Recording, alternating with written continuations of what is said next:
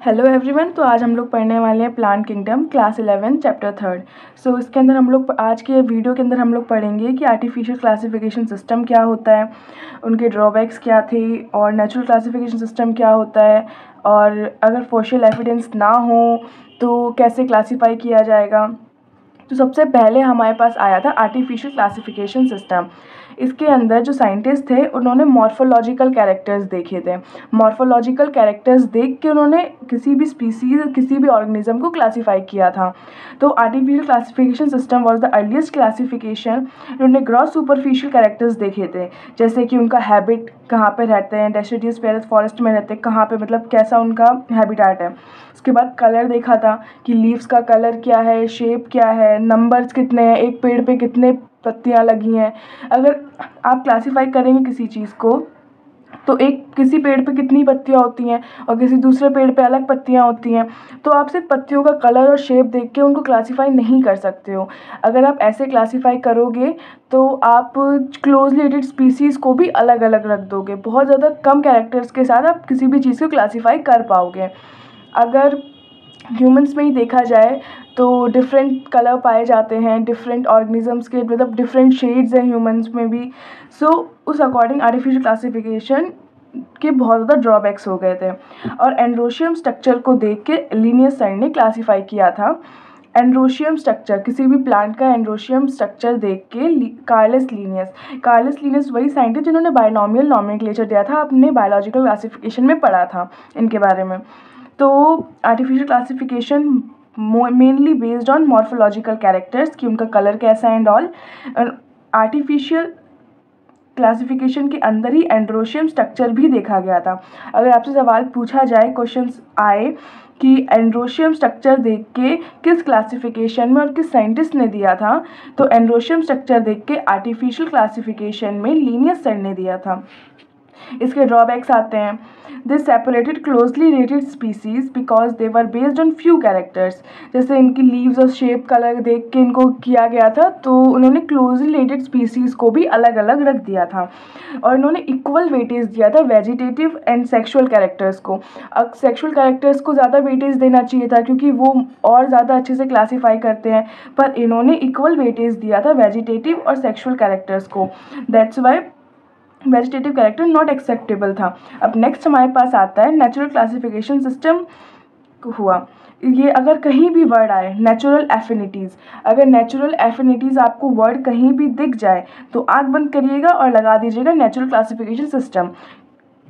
इन्होंने external internal features देखे थे, जैसे कि अल्ट्रा स्ट्रक्चर जैसे कि आपके क्रोमोसोम्स, आपके जीन्स, अल्ट्रा स्ट्रक्चर्स देखे थे, एनाटॉमी देखी थी, एम्ब्रियोलॉजी देखी थी।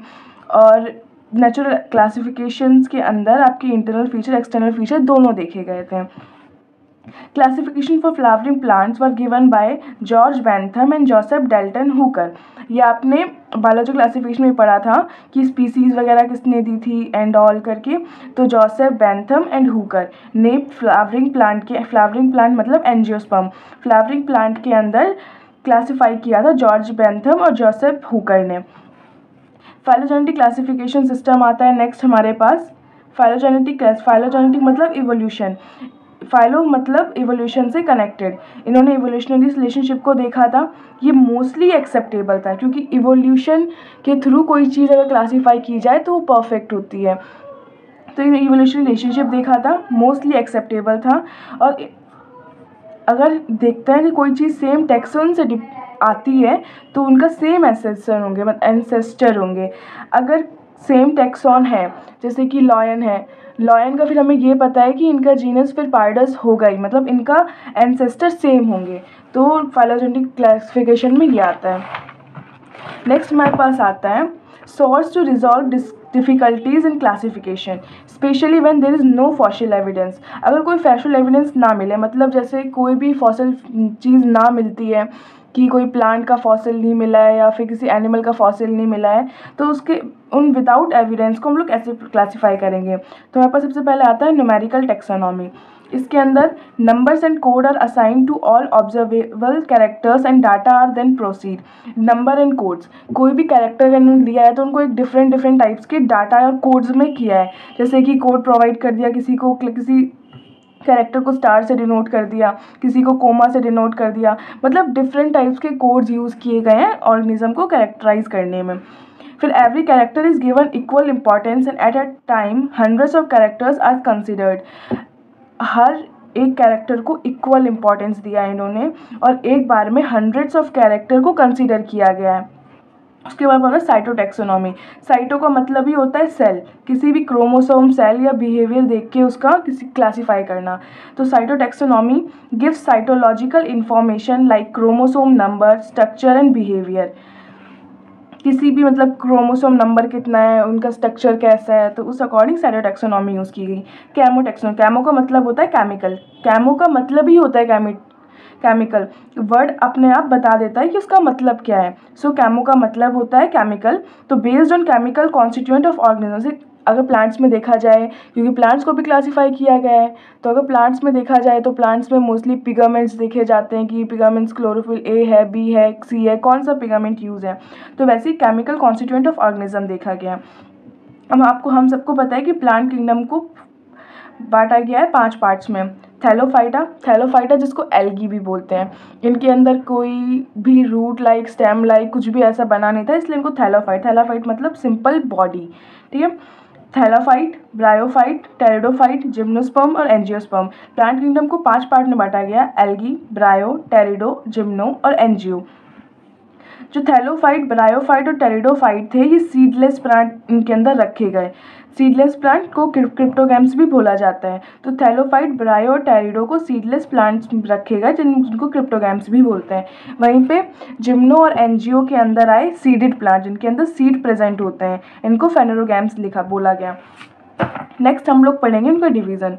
जैसे कि डिवीज़न हमारे पास थैलोफाइट और एल्गी सेम बोलते हैं। इनका प्लॉइडी होती है एन, क्योंकि इनके अंदर कोई वो प्रेजेंट नहीं होता है, तो इनकी प्लॉइडी होती है एन।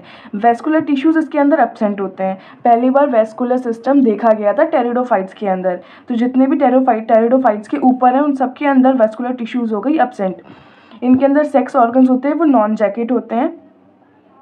एम्ब्रॉय होता है, इनके अंदर नहीं बनता है। सीड होते हैं, सीडलेस प्लांट होते हैं। अभी आपको पीछे बताया कि एल्गी, ब्रायो और टेरिडो सीडलेस प्लांट होते हैं।